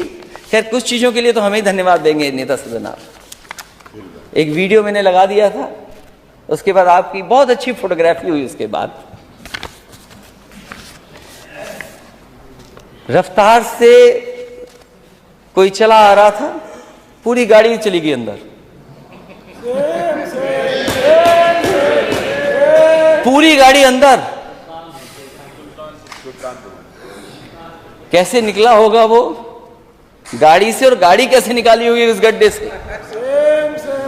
एक्सप्रेसवे, पूरी गाड़ी अंदर यात्रियों के संग, वो एक्सप्रेसवे आपका। और मैं दावा करता हूं इस सदन में नेता अध्यक्ष महोदय जी, समाजवादियों ने अगर डिजाइन नहीं किया होता उस तरह का, तो कभी भी देश के प्रधानमंत्री अपना हरकुलस लेकर के उस एक्सप्रेसवे पर नहीं उतर पाते। और जितने हमारे नेता थे उस समय मंत्री थे, सबके उस पे पटिया पे नाम थे, सब हटा दिया इन्होंने। आपका घाटे में है कि नहीं है? बुंदेलखंड एक्सप्रेसवे अलाइनमेंट बदल दिया, झांसी से बनना था चित्रकूट से बना दिया, और अभी चित्रकूट नहीं जुड़ा है उसमें। प्रधानमंत्री ने उद्घाटन किया, प्रधानमंत्री जी गए, पूरा ढह गया। लोग डर रहे हैं चलने में। अगर लोग डरेंगे चलने में तो कैसे मुनाफा आएगा? सब टोल घाटे में, घाटा ही घाटा।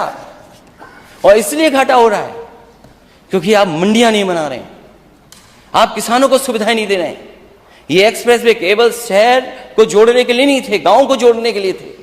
और हमारी एग्रीकल्चर सेक्टर को कैसे आगे बढ़ा ले जाए, इसलिए था। और ये 2 एक्सप्रेसवे तो मैंने बोल दिया, एक और बड़ा एक्सप्रेसवे बन रहा है, उसमें बहुजन समाज पार्टी के नेता, थोड़ा सदन के जो उनकी पार्टी के नेता हैं वो जरूर कहेंगे। वो तो आपका था एक्सप्रेसवे,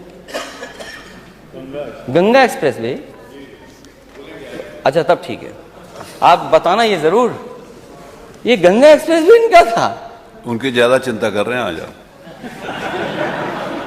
नहीं, वो सच थोड़ा बहुत बता देंगे सरकार को। जो गंगा एक्सप्रेसवे बनाने वाले थे वो नंबर 2 से लुढ़क करके जाने कहां पहुंच गए हैं, और कितना नीचे जाएंगे कोई नहीं जानता। जो नंबर 2 पे थे, वैसे 2 नंबर ही अच्छा शब्द नहीं माना जाता है, जो 2 नंबर पे थे वो कहां पहुंच गए? अब कैसे ऊपर आओगे आप? और दोस्त की पहचान तो तभी होती है जब बुरा वक्त होता है।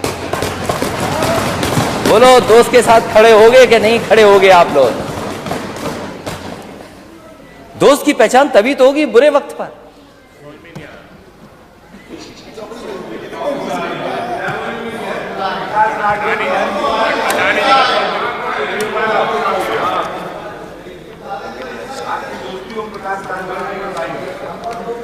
देखिए, उनकी दोस्ती तो चलती है, आपके साथ भी हमारे, वो सरकार के संग दोस्त रहते हैं। तो अब अध्यक्ष महोदय, दोस्त की तभी तो पहचान होगी बुरे वक्त पर। मैं तो नेता सदन से कहूंगा, अपने दोस्तों को बुरे वक्त पे मत छोड़ना। सुना है कुछ मीटर का मामला भी छिन गया था।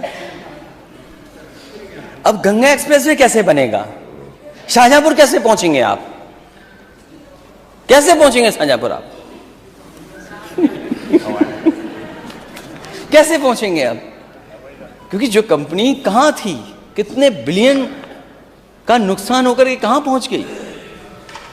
तो मैंने नेता सदन से कहूंगा कि गंगा एक्सप्रेस वे बनेगा भी कि नहीं बनेगा, लेकिन बीजेपी की सरकार ने एक धोखा किया है एक्सप्रेसवे के साथ। इंडियन रोड कांग्रेस के जो मानक थे, मीडियन उसका 12 मीटर से लेकर के 15 मीटर 20 मीटर तक हो, उसका मीडियन कम कर दिया।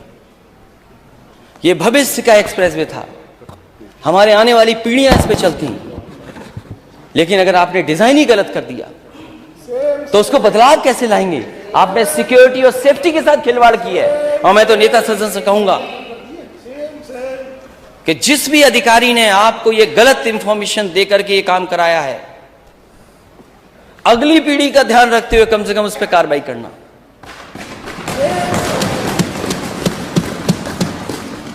और फिर आपको दिल्ली वाले पैसा क्यों नहीं दे रहे हैं एक्सप्रेसवे के लिए? अभी दिल्ली से मुंबई एक्सप्रेसवे बना, मैंने पिछली बार भी सदन में कहा था, फिर कहता हूं बात को। यूपी की जनता ने दिल्ली में बीजेपी की सरकार बनाई, देश के प्रधानमंत्री यहां के, लेकिन एक्सप्रेसवे के लिए पैसा क्यों नहीं मिल रहा दिल्ली से? और स्टेटों को क्यों मिल रहा है? 1 लाख करोड़ का दिल्ली से मुंबई एक्सप्रेसवे, लेकिन आपके स्टेट के लिए एक भी एक्सप्रेसवे के लिए पैसा नहीं। और जब आपके लिए पैसा नहीं तो आप भी नहीं दे पाएंगे पैसा। वित्त मंत्री जी, आप ही मांग लो, अगर नेता सदन नहीं मांग रहे हैं तो पैसा लाइए आप। और यूपी को जोड़ ही नहीं रहे उससे। यूपी नहीं जुड़ा है देश के सबसे बड़े एक्सप्रेसवे से, कम से कम यूपी को जुड़वाइए आप।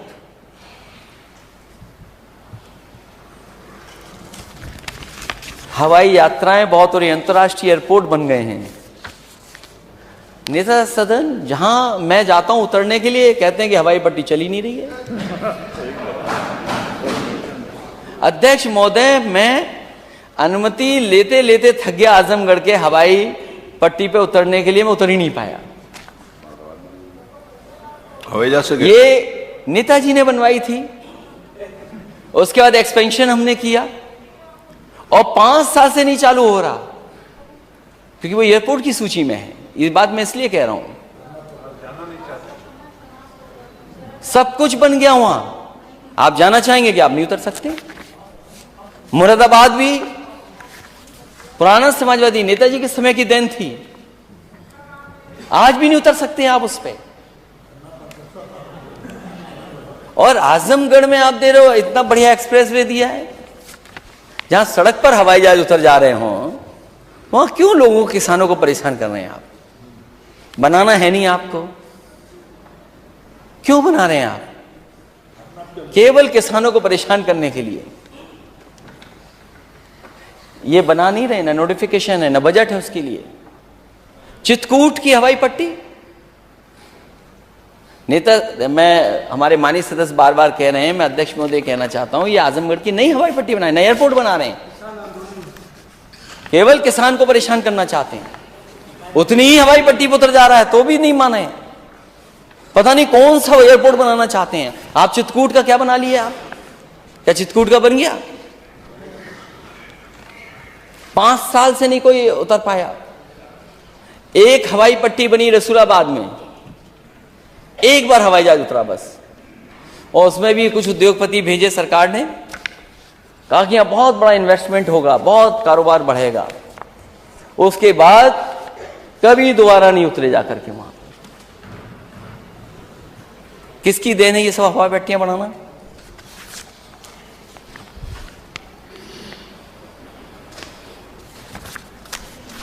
और आप तो अंतर्राष्ट्रीय एयरपोर्ट, दूसरे एयरपोर्ट के बारे में भी, जेवर बहुजन समाज पार्टी, जेवर भी आपका था, एनओसी समाजवादियों ने दिलाई।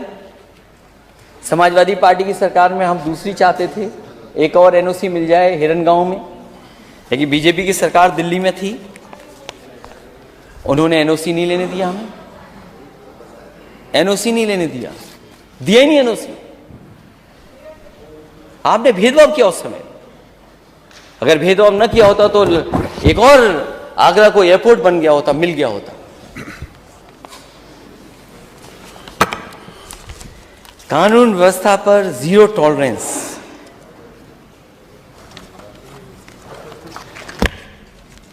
कानून व्यवस्था पर जीरो टॉलरेंस है आपकी। ईज ऑफ डूइंग बिजनेस तो कितनी है, लेकिन ease of doing crime Uttar Pradesh में लगातार बढ़ रहा है। जो घटना अभी हुई हाल में, अगर एडमिनिस्ट्रेशन जागरूक होता और एडमिनिस्ट्रेशन अगर न्याय देता और न्याय के लिए काम करता, तो शायद मां बेटी को इस तरह जलाया नहीं जाता। कोई कल्पना कर सकता है कि सरकार $1 ट्रिलियन की इकोनॉमी का सपना देखे और उसी प्रदेश में मां बेटी को जला दिया गया और प्रशासन भाग गया हो, जिस प्रशासन की जिम्मेदारी थी बचाने की, जो अधिकारी मौके पे थे, आखिरकार प्रशासन भाग गया, बुलडोजर चला दिया, मां बेटी जलती रही। न केवल गांव के लोगों ने बल्कि आसपास के लोगों ने। और उस बुजुर्ग पिता ने, पति ने अपने सामने बेटी और पत्नी को जलते देखा। ये सरकार है आपकी, ये वो काम है बुलडोजर का। याद रखिए, बुलडोजर में दिमाग नहीं होता। वो कैसे देखेगा कहां जाना है उसको? चलाने वाले ने, किसने फैसला लिया था कि जाओ चला दो? और फिर वो एक और वीडियो वायरल हुआ है, नेता सदन आपकी पुलिस ने उस बेटे को नंगा किया, बताइए, सर्दी में नंगा कर दिया। कोई कल्पना कर सकता है कि मां बेटी जल रही हो, प्रशासन भाग जाए और प्रशासन से न्याय मांगने जाए तो उसे कपड़े उतरवा दिए जाए सर्दी में?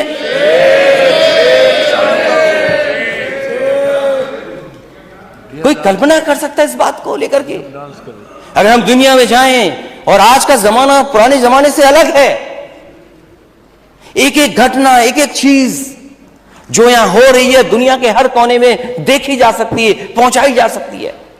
हम आप कितना भी मैनिपुलेट करें, लेकिन आज के समय पर नेता सदन सच्चाई को नहीं छिपा सकते। और मैं आपके जिले की घटना याद दिलाता हूं। अपनी सरकार के समय पर एक पुलिस के अधिकारी ने इसी तरह कुछ गलत काम किया था, मैंने उसको वहीं पर सस्पेंड किया था। आपको कौन रोकता है अधिकारियों के खिलाफ कार्रवाई के लिए? मां बेटी गई हैं, ब्राह्मण परिवार के बेटे को आधा नंगा कर दिया, कौन रोक रहा है आपको? रोक कौन रहा है कार्रवाई के लिए? इससे आप न्याय नहीं दिला पाएंगे। और एक घटना नहीं, जीरो टॉलरेंस की मैं दूसरी घटना भी कन्नौज की बता सकता हूं।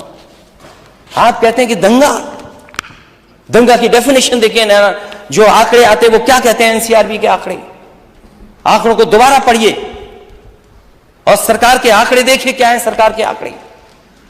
कन्नौज में 10,000 रुपए दे करके एक मुस्लिम नौजवान से आपने मंदिर में मांस रखवा दिया।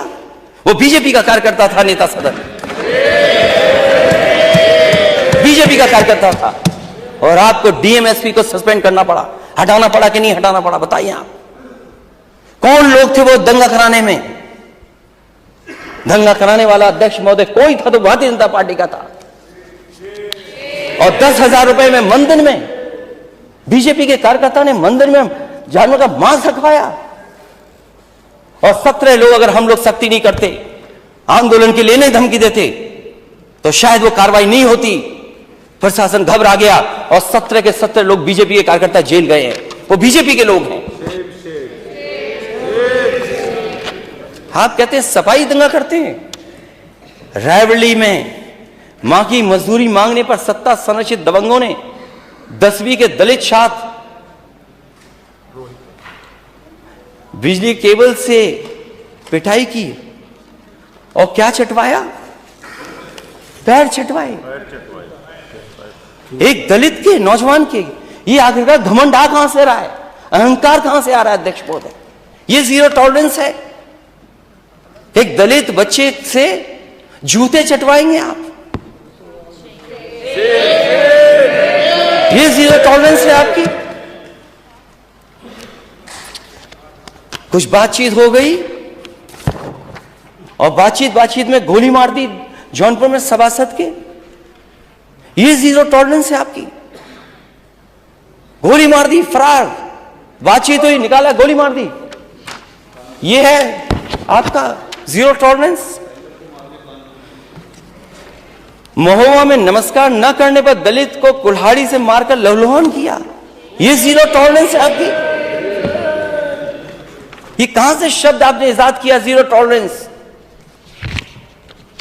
कहां से लेके आ गए आप शब्द जीरो टॉलरेंस? बाराबंकी में लेखपाल के उत्पीड़न के चलते कानून गो को मुंशी से आत्महत्या, इलाज ही नहीं, वो आत्महत्या करनी पड़ी। न्याय के लिए सोचें आप। यही बाराबंकी जो मुख्यमंत्री आवास से 70 किलोमीटर दूर यह घटना हुई। यह है जीरो टॉलरेंस। कहां खो गया आपका बुलडोजर? कहां खो गया?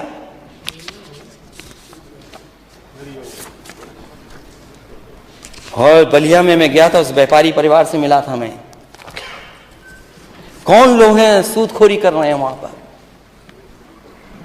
करोड़ों की मार्केट वैल्यू जमीन, करोड़ों की मार्केट वैल्यू की जमीन वो ले ली। उसके बाद भी संतुष्ट नहीं हुए वो, धमकाते रहे और लाइव उसने आत्महत्या कर ली, लाइव। इससे ज्यादा दुखद क्या है? और नेता सदन आप जानकारी करिए, क्या बीजेपी के लोग उसमें शामिल हैं कि नहीं हैं? अगर जीरो टॉलरेंस है तो बीजेपी के नेताओं को आप जेल भेजेंगे कि नहीं भेजेंगे? और बीजेपी के कार्यकर्ता नेता जो कर रहे हैं, आजमगढ़ में इंद्रपाल मौर्य अपहरण कर हत्या, पति पत्नी, ये जीरो टॉलरेंस है आपकी। और कानपुर में अध्यक्ष महोदय आपको जानकारी होगी कस्टोडियल डेथ की, बलवंत सिंह की। क्यों पुलिस ने मार दिया उसको? ये सैसवान में पुलिस अगस्त 6 फरवरी को कोतवाली परिषद में खुद को पेट्रोल डालकर, ये जीरो टॉलरेंस है। वो भी जान चली गई उसकी सैसवान में।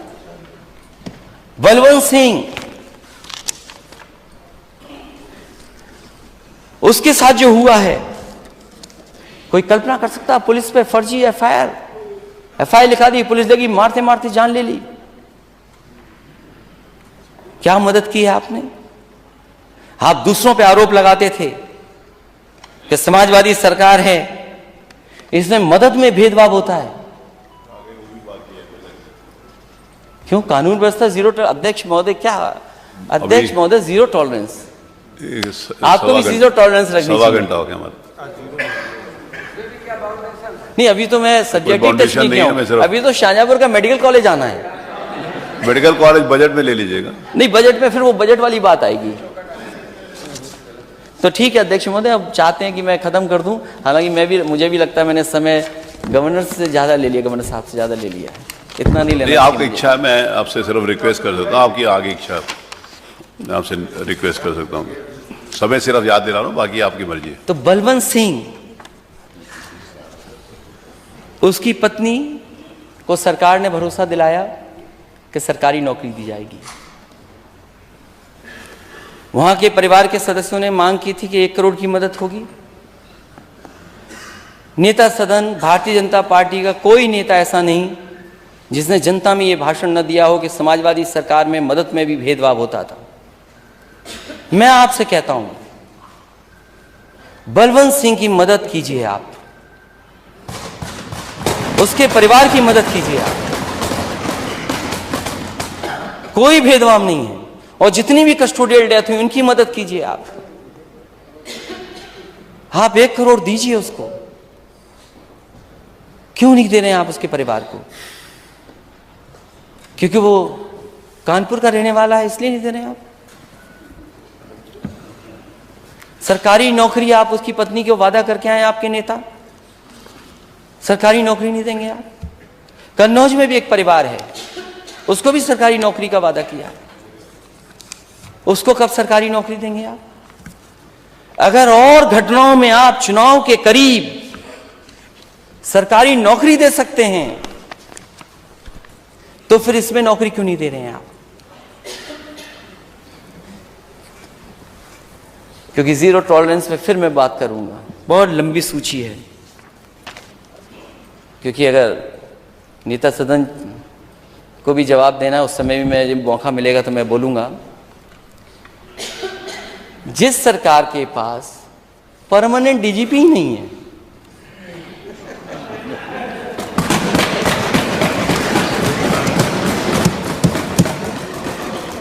हम विपक्ष को टॉलरेट कर लेंगे थोड़ी देर के लिए। मैं नेता सदन से जानना चाहता हूं कि आप डीजीपी परमानेंट क्यों नहीं बनवा पा रहे हैं? क्या वजह है? क्योंकि वो वोटर हमारे हैं, क्योंकि वोट वो मुझे देते हैं जिताने के लिए, इसलिए?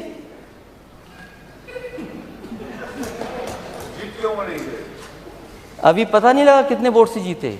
अभी नेता सदन वहां क्या कहते, पेंडुलम।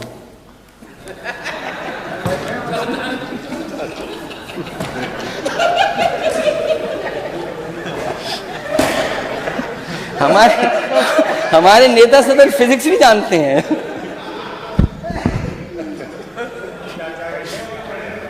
नहीं तो अब तो साथ है ना, देखिए ना, और आपका आशीर्वाद मिलता रहे। ऐसे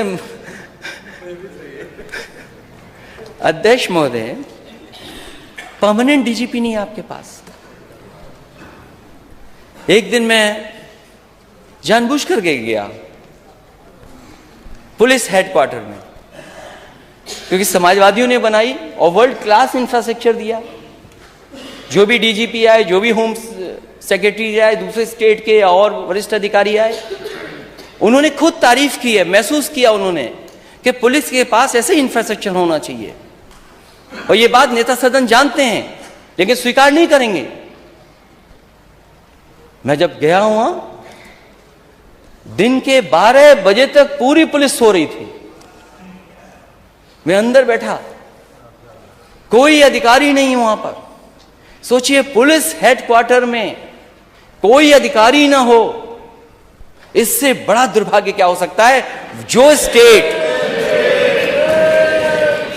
जीरो टॉलरेंस है आपकी, और वो भी टेम्परेरी डीजीपी, टेम्परेरी, जिसका नाम नहीं लिखा जाएगा। मैं आपको अपने तरफ से सुझाव देता हूं। एक हमारे भी समय पर थे जो आपने किसी पद पर बैठाया था, वो इंटेलिजेंस के अधिकारी थे, न जाने क्या क्या बताते थे आके। इसलिए इन लोगों से बचना, इन लोगों से बचिए आप। और जो नेता सदन, मुख्यमंत्री जी, आप अपना परमानेंट डीजीपी नहीं बना सकते, वो स्टेट को लॉ एंड ऑर्डर नहीं दे सकता, नहीं दे सकता लॉ एंड ऑर्डर। और वो एनसीआरबी के आंकड़े देख लीजिए, महिलाओं के खिलाफ क्या है घटनाएं हैं। मैं अगर पढ़ दूं तो बहुत समय लग जाएगा अध्यक्ष महोदय। कितनी घटनाएं हुई महिलाओं के ऊपर, घटनाओं में उत्तर प्रदेश नंबर 1 है, number 1। Crime against women number 1 है स्टेट। और ये कोई आंकड़े हमारे नहीं हैं, ये हमारे आंकड़े नहीं हैं, एनसीआरबी के आंकड़े हैं जो आप आंकड़े देते हैं। आप स्टेट कहां खड़ा है, कहां खड़ा है स्टेट? ये एनसीआरबी के आंकड़े हैं। यूपी सबसे आगे, नंबर 1 है यूपी, महिलाओं के ऊपर अन्याय अत्याचार होने पर नंबर 1 है, नंबर 1। और घटनाओं में रेप में नंबर 3 पर है। यूपी में 3 साल में दर्ज क्राइम नंबर 1 है। हम लोग कहां खड़े हैं? हम लोग महिला अपराध में यूपी में रोज 153 महिलाओं से होते हिंसा, रेप, छेड़खानी, पिटाई। एनसीआरबी के आंकड़े बता रहे हैं, ये हम नहीं बता रहे हैं। और ये एनसीआरबी के वही आंकड़े हैं जो आपकी तरफ से जाते हैं, कोई विपक्ष नहीं भेजता ये आंकड़े। और एनसीआरबी के आंकड़े देख करके आपको खुद दुख होता होगा। और जिस सरकार के पास टेम्परेरी डीजीपी हो, परमानेंट नहीं है डीजीपी, हमारी सरकार होती, समाजवादियों की सरकार होती थी, तो गवर्नर हाउस से हर दिन नोटिस आता था, प्रेस में बात कही जाती थी, माननीय गवर्नर कुछ नहीं कह रहे। अब तो कुछ नहीं कहा जा रहा है। गवर्नर के ऊपर आपके विधानसभा में गवर्नर के ऊपर कोई अच्छा नहीं कहेंगे, इंगित करके नहीं कहा जा सकता। मैं अब नहीं वो शब्द वापस लेता हूं, गवर्नर पे कहा हो। लेकिन उस समय वहां से आवाज आती थी, बगल से विधानसभा की से, अब आवाज ही नहीं आती। और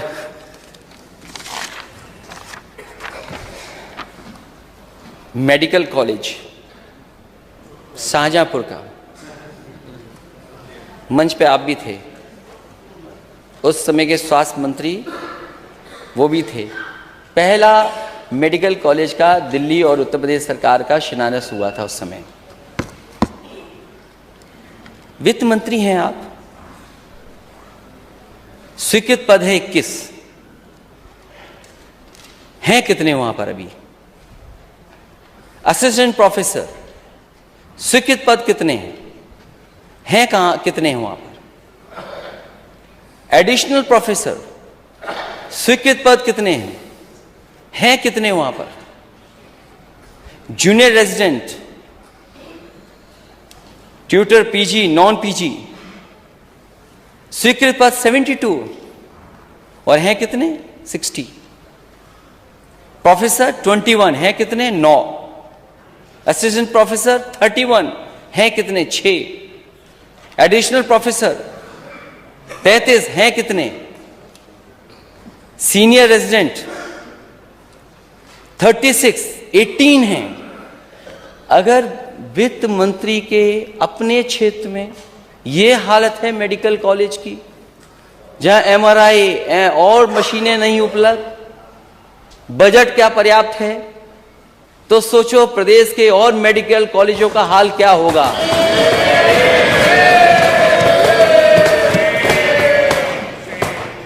नेता सदन के क्षेत्र में 500 बेड सुपर स्पेशलिटी बच्चों का, 200 बेड्स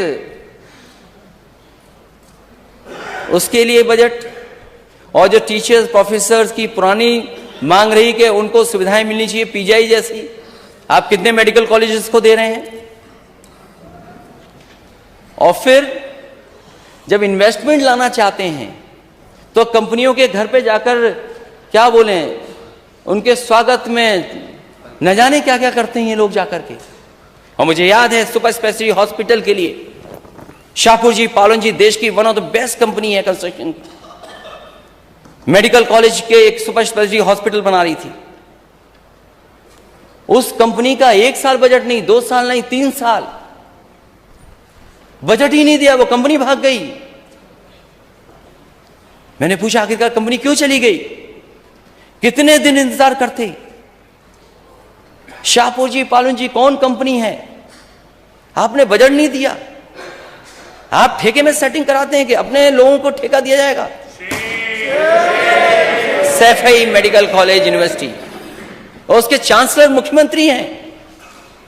मुख्यमंत्री जी अपनी यूनिवर्सिटी, अपना चांसलर बनने के लिए जल्दी बन गई यूनिवर्सिटी। बलिया की पूर्व प्रधानमंत्री चंद्रशेखर जी के नाम पर यूनिवर्सिटी क्यों नहीं बन रही है? उसको बजट क्यों नहीं दिया आपने? पूर्व प्रधानमंत्री अटल बिहारी वाजपेयी जी की यूनिवर्सिटी, मेडिकल यूनिवर्सिटी यहीं बननी थी। अभी भी हो सकता है लोहिया इंस्टीट्यूट के किस फ्लोर पर चल रही हो यूनिवर्सिटी, वो क्यों नहीं दिया आपने? आपके बगल में कैंसर इंस्टीट्यूट बना है। यहां जितने माननीय सदस्य बैठे हैं, ये कभी ना कभी हर दिन या क्षेत्र में जाते होंगे, महसूस करते होंगे कि कैंसर बीमारी किस तरीके से फैल रही है। हालांकि मैं अपने मंत्री हमारे साथ रहे, मैं बोला नहीं उनसे। कल पॉल्यूशन की बात आई तो हमारे वो डॉक्टर हैं, वो बोले पॉल्यूशन से होता ही नहीं है कैंसर। अब उनकी स्टडी होगी किस तरीके से कैंसर फैल रहा है, और आप नेता सदन खुद दस्तखत करते होंगे न जाने कितनों की मदद के लिए। बताओ, कैंसर बीमारी में सबसे ज्यादा पैसे आप दे रहे हैं कि नहीं दे रहे हैं? और यहां जो कैंसर इंस्टीट्यूट बनी थी उस पर नाम तो आपने बदल दिया, हमें कोई शिकायत नहीं उस पर। कल्याण सिंह जी के नाम पर बनाई आपने यूनिवर्सिटी, वो कैंसर इंस्टीट्यूट कर दिया। लेकिन क्यों उसके लिए आज तक कोई पैसा नहीं दे रहे हैं आप? बजट क्यों नहीं दे रहे हैं आप? कैंसर इंस्टीट्यूट के लिए नहीं, कोई माननीय सदस्य जितने बैठे हैं वो लोग उनके क्षेत्र में हैं कैंसर से पीड़ित के नहीं है। कहां जाते हैं इलाज के लिए? सोचिए, मुंबई जाते हैं इलाज के लिए, दिल्ली जाते हैं इलाज के लिए, और ये ऐसी बीमारी है, गंभीर बीमारी है कि पता नहीं किसको ले जाए और कब आ जाए, कौन गरीब को आ जाए, किसको आ जाए। ये हमारे मंत्रियों की गलती नहीं है, ये काम करना चाहते हैं मंत्री हमारे, डिप्टी सीएम काम करना चाहते हैं, लेकिन बजट ही नहीं देते ये लोग। नेता सदन बजट क्यों नहीं दे रहे हैं आप? और मैं इसलिए कह रहा हूं ये बात, रसूलाबाद का एक बार मैंने वीडियो लगा दिया, फोटो तस्वीर लगा दी, मंत्री जी ने 1 घंटे में सब साफ करा दिया, सफाई हो गई, वहां सब कुछ हो गया। वो तो काम करना चाहते हैं, लेकिन बजट क्यों नहीं दे रहे हैं ये लोग? मेडिकल कॉलेज की स्थिति क्या है? आज गरीब इलाज नहीं करा पा रहा है, ऑपरेशन नहीं करा पा रहा है। पीजीआई की खबर आपने पढ़ी होगी, जीरो टॉलरेंस क्यों नहीं है आपका मेडिकल के क्षेत्र में? 4 दिन भटकती रही महिला, बाद में जान चली गई। आपने जो वेंटिलेटर्स दिए, वेंटिलेटर्स नहीं है, सब कूड़ा करकट हो गया है। क्या कैपेसिटी बिल्डिंग कर रहे हैं आप? $500 ट्रिलियन की इकोनॉमी का सपना देख रहे हैं, मेडिकल व्यवस्था ध्वस्त है आपकी, किसी गरीब को इलाज नहीं मिल सकता।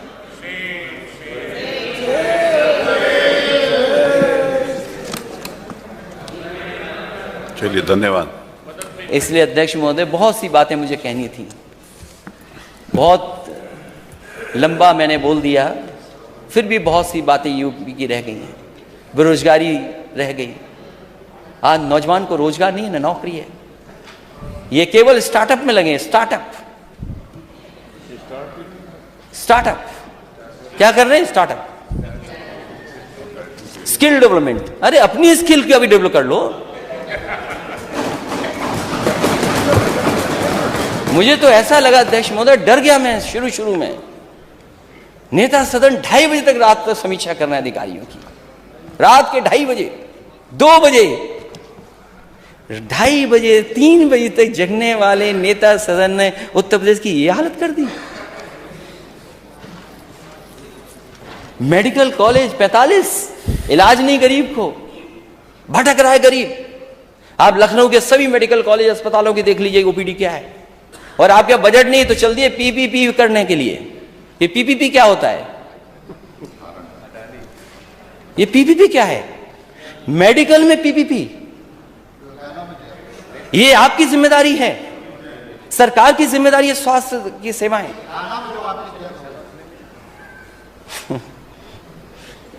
नेता सदन, मैं आपके खेल के बारे में नहीं कुछ बोलना चाहता। देखिए एक गाना याद आ रहा है उनको, फिर हो जाए मैच एक दिन एकाना में ही क्रिकेट का।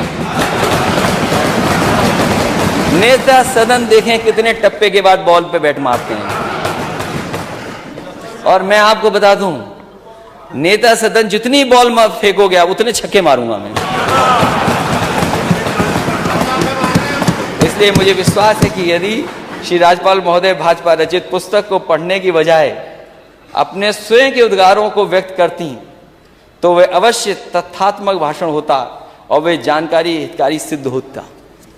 लेकिन क्योंकि सरकार ने जो कट और पेश किया वही गवर्नर बोल के सदन में गई हैं। मैं समझता हूं जो हम लोगों ने सुझाव दिए हैं और विपक्ष के लोगों ने जो सुझाव दिए उनको शामिल कर दिया जाए। मैं अध्यक्ष जी का बहुत बहुत धन्यवाद देना चाहूँगा।